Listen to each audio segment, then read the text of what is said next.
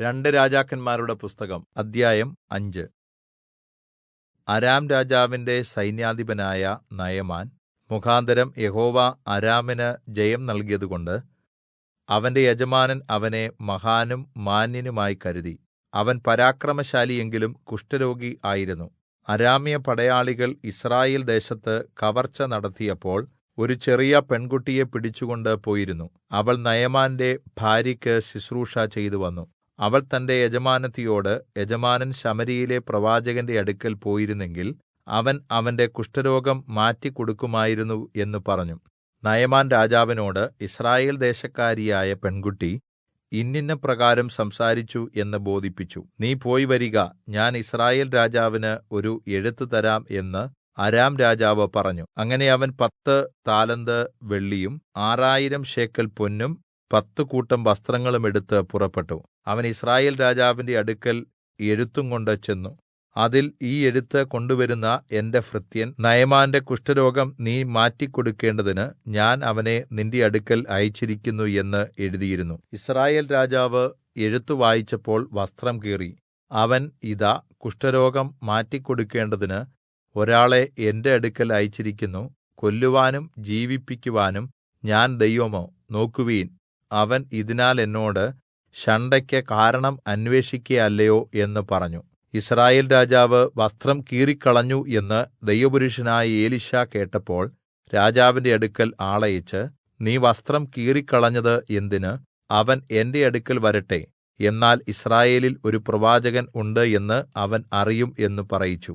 അങ്ങനെ നയമാൻ രഥത്തോടും കുതിരകളോടും കൂടി എലീശായുടെ വീട്ടുവാതിൽക്കൽ വന്ന് നിന്നു. എലീശാ ആളയച്ച്, നീ ചെന്ന് യോർദ്ദാനിൽ 7 പ്രാവശ്യം കുളിക്കുക, അപ്പോൾ നിന്റെ ദേഹം മുമ്പിലത്തെപ്പോലെയായി നീ ശുദ്ധനാകും എന്ന് പറയിച്ചു. അപ്പോൾ നയമാൻ ഏറ്റവും ക്രുദ്ധിച്ച് അവിടെനിന്നും പുറപ്പെട്ടു. അവൻ തന്നെ പുറത്തുവന്ന് എന്റെ അടുത്തുനിന്ന് തന്റെ ദൈവമായ യഹോവയുടെ നാമത്തെ വിളിച്ചു പ്രാർത്ഥിച്ച് തന്റെ കൈ എന്റെ മീതെ ചലിപ്പിച്ച് കുഷ്ഠരോഗം സൗഖ്യമാക്കും എന്ന് ഞാൻ വിചാരിച്ചു. ദമ്മേശെക്കിലെ നദികളായ അബാനയും പർപ്പരും യിസ്രായേൽ ദേശത്തിലെ എല്ലാ വെള്ളത്തെക്കാളും നല്ലതല്ലയോ? എനിക്ക് അവയിൽ കുളിച്ച് ശുദ്ധനാകരുതോ എന്ന് പറഞ്ഞ് അവൻ ക്രോധത്തോടെ പോയി. എന്നാൽ അവന്റെ ഭൃത്യന്മാർ അടുത്തുവന്ന് അവനോട്, പിതാവേ, പ്രവാചകൻ ഒരു വലിയ കാര്യം നിന്നോട് കല്പിച്ചിരുന്നുവെങ്കിൽ നീ ചെയ്യാതെ ഇരിക്കുമോ? പിന്നെ അവൻ കുളിച്ച് ശുദ്ധനാകുക എന്ന് നിന്നോട് കല്പിച്ചാൽ എത്രയധികം അനുസരിക്കേണ്ടതാണ് എന്ന് പറഞ്ഞു. അപ്പോൾ അവൻ ചെന്ന് ദൈവപുരുഷന്റെ വചനപ്രകാരം യോർദ്ദാനിൽ 7 പ്രാവശ്യം മുങ്ങി. അവന്റെ ദേഹം ചെറിയ ബാലന്റെ ദേഹം പോലെ ആയി. അവൻ ശുദ്ധനായിത്തീർന്നു. പിന്നെ അവൻ തന്റെ പരിവാരവുമായി ദൈവപുരുഷന്റെ അടുക്കൽ മടങ്ങിവന്ന് അവന്റെ മുമ്പിൽ നിന്നു. യിസ്രായേലിൽ അല്ലാതെ ഭൂമിയിൽ എങ്ങും ഒരു ദൈവമില്ല എന്ന് ഞാൻ ഇപ്പോൾ അറിയുന്നു. ആകയാൽ അടിയന്റെ കയ്യിൽ നിന്ന് ഒരു സമ്മാനം സ്വീകരിക്കണമേ എന്ന് പറഞ്ഞു. അതിന് അവൻ, ഞാൻ സേവിച്ചു നിൽക്കുന്ന യഹോവയാണ്, ഞാൻ ഒന്നും സ്വീകരിക്കുകയില്ല എന്ന് പറഞ്ഞു. അവനെ നിർബന്ധിച്ചിട്ടും അവൻ ഒന്നും വാങ്ങിയില്ല. അപ്പോൾ നയമാൻ, എന്നാൽ 2 കോവർകഴുതച്ചുമട് മണ്ണ് അടിയന് തരേണമേ. അടിയൻ ഇനി യഹോവയ്ക്കല്ലാതെ അന്യദൈവങ്ങൾക്ക് ഹോമയാഗവും ഹനനയാഗവും കഴിക്കുകയില്ല. ഒരു കാര്യത്തിൽ മാത്രം യഹോവ അടിയനോട് ക്ഷമിക്കുമാറാകട്ടെ. എന്റെ യജമാനൻ നമസ്കരിപ്പാൻ രിമ്മോന്റെ ക്ഷേത്രത്തിൽ ചെന്ന് എന്റെ കൈത്താങ്ങലോടെ കുമ്പിടുമ്പോൾ ഞാനും രിമ്മോന്റെ ക്ഷേത്രത്തിൽ നമസ്കരിച്ചു പോകുന്നതിന് യഹോവ അടിയനോട് ക്ഷമിക്കുമാറാകട്ടെ.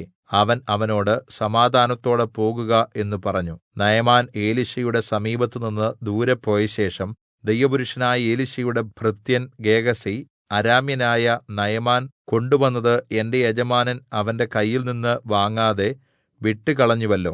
യഹോവയാണ, ഞാൻ അവന്റെ പിന്നാലെ ഓടിച്ചെന്ന് അവനോട് അല്പമെങ്കിലും വാങ്ങും എന്ന് പറഞ്ഞു. അങ്ങനെ അവൻ നയമാനെ പിന്തുടർന്നു. അവൻ തന്റെ പിന്നാലെ ഓടിവരുന്നത് നയമാൻ കണ്ടപ്പോൾ രഥത്തിൽ നിന്നിറങ്ങി അവനെ എതിരേറ്റ്, സുഖം തന്നെയോ എന്ന് ചോദിച്ചു. അതിന് അവൻ, സുഖം തന്നെ. ഇപ്പോൾ പ്രവാചകഗണത്തിൽ 2 യൗവനക്കാർ എഫ്രയീം മലനാട്ടിൽ നിന്ന് എന്റെ അടുക്കൽ വന്നിരിക്കുന്നു.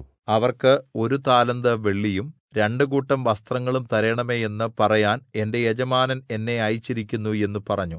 ദയവായി 2 താലന്ത് വാങ്ങണമേ എന്ന് നയമാൻ പറഞ്ഞു. അവൻ അവനെ നിർബന്ധിച്ച് 2 സഞ്ചിയിൽ 2 താലന്ത് വെള്ളിയും 2 കൂട്ടം വസ്ത്രങ്ങളും കെട്ടി തന്റെ ഭൃത്യന്മാരിൽ 2 പേരുടെ പക്കൽ കൊടുത്തു. അവർ അത് ചുമന്നുകൊണ്ട് അവന്റെ മുമ്പിൽ നടന്നു. കുന്നിനരികെ എത്തിയപ്പോൾ അവൻ അത് അവരുടെ കയ്യിൽനിന്ന് വാങ്ങി വീട്ടിൽ സൂക്ഷിച്ചു വെച്ചിട്ട് ബാല്യക്കാരെ പറഞ്ഞയച്ചു. അവർ മടങ്ങിപ്പോവുകയും ചെയ്തു. പിന്നെ അവൻ അകത്ത് കടന്ന് യജമാനന്റെ മുമ്പിൽ നിന്നു. അപ്പോൾ എലീശാ അവനോട്, ഗേഹസിയേ, നീ എവിടെ പോയിരുന്നു എന്ന് ചോദിച്ചു. അടിയൻ എങ്ങും പോയില്ല എന്ന് അവൻ പറഞ്ഞു. അതിന് അവൻ, ആ പുരുഷൻ രഥത്തിൽനിന്ന് ഇറങ്ങി നിന്നെ എതിരേറ്റപ്പോൾ എന്റെ ഹൃദയം നിന്നോടുകൂടെ പോന്നിരുന്നില്ലയോ? ദ്രവ്യം സമ്പാദിക്കുവാനും വസ്ത്രം, ഒലിവുതോട്ടം, മുന്തിരിത്തോട്ടം, ആടുമാടുകൾ, ദാസീദാസന്മാർ എന്നിവ വാങ്ങുവാനും ഇതാകുന്നുവോ സമയം? ആകയാൽ നയമാന്റെ കുഷ്ഠം നിനക്കും നിന്റെ സന്തതിക്കും എന്നേക്കും ബാധിച്ചിരിക്കും എന്ന് അവനോട് പറഞ്ഞു. അവൻ ഹിമംപോലെ വെളുത്ത് കുഷ്ഠരോഗിയായി എലീശയെ വിട്ട് പുറപ്പെട്ടുപോയി.